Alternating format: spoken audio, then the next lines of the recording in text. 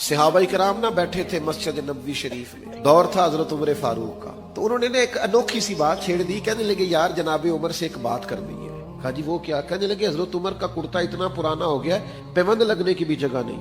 ان سے کہنا کرتا تو نیا لے لے، اتنے اتنے وزیر، اتنے اتنے سفیر، اتنے اتنے ملکوں کے سرکاری عہدیدار ملنے آتے ہیں، اور جناب عمر کا کرتا وہی پرانا، سب صحابہ کا یما ہو گیا، کہنا چاہیے۔ تو ایک صحابی بیچ میں سے بولے کہنا تو چاہیے، پر یہ اس شیر کا نام بھی لو جو امیر المومنین سے بات کرے گا، بندہ بھی بتاؤ۔ تو کہنے لگے ہے نا ہمارے پاس ایک ہستی جن کی جناب عمر نہیں ٹال سکتے، وہ کون ہے؟ کہا مولا علی شیر خدا۔ حضرت علی کو بلایا اور اپنا مدعا بیان کیا کہ حضرت اتنے اتنے ملکوں کے وزیر سفیر لوگ آتے ہیں، ہماری خواہش ہے کرتا بدل لیں، اور پھر اسلام پر اب تو فتوحات ہے، اگر ایک کرتا نیا لے لے تو حرج کیا ہے؟ حضرت علی کہنے لگے بالکل ٹھیک کہتے ہو، کہنا چاہیے۔ کہ حضور پھر آپ کہیں گے؟ فرمانے لگے میں نے نہیں کہنا، کیونکہ مجھے ان کے مزاج کا پتہ ہے، میں نہیں کہہ سکتا۔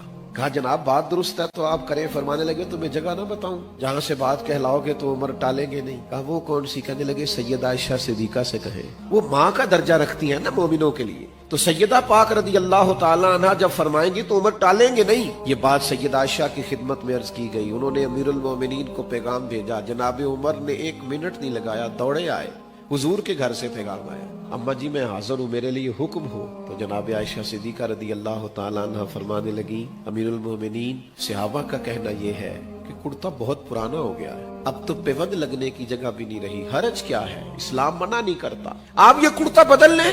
تو جناب عمر بولے نہیں، بعض جگہ ایسی ہوتی ہیں جہاں نہیں بولنا چاہیے، دلیلیں بھی ہو تو چپ رہنا چاہیے۔ حضرت عمر چپ کر گئے۔ تھوڑی دیر کے بعد کچھ آنسو گرے تو فرمانے لگے سیدہ میں نا شام سے پہلے کرتا خرید لوں گا آپ کے حکم کے مطابق، پر ایک بات عرض کرنے کی اجازت ہے؟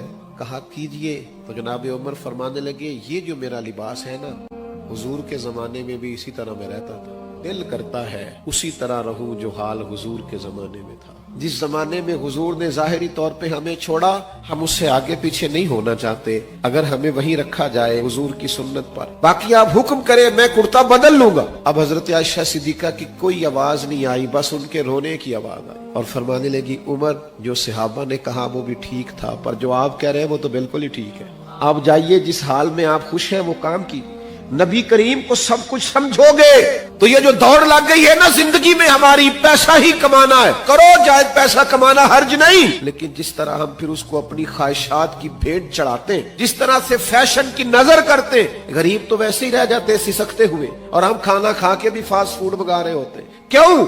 اس لیے کہ ہم جو کماتے ہیں وہ ضروریات کے لیے نہیں، خواہشات کے لیے۔ نبی کریم سے پیار کرو گے، سب کچھ حضور کو جانو گے، پھر ان چیزوں سے باہر آ جاؤ گے۔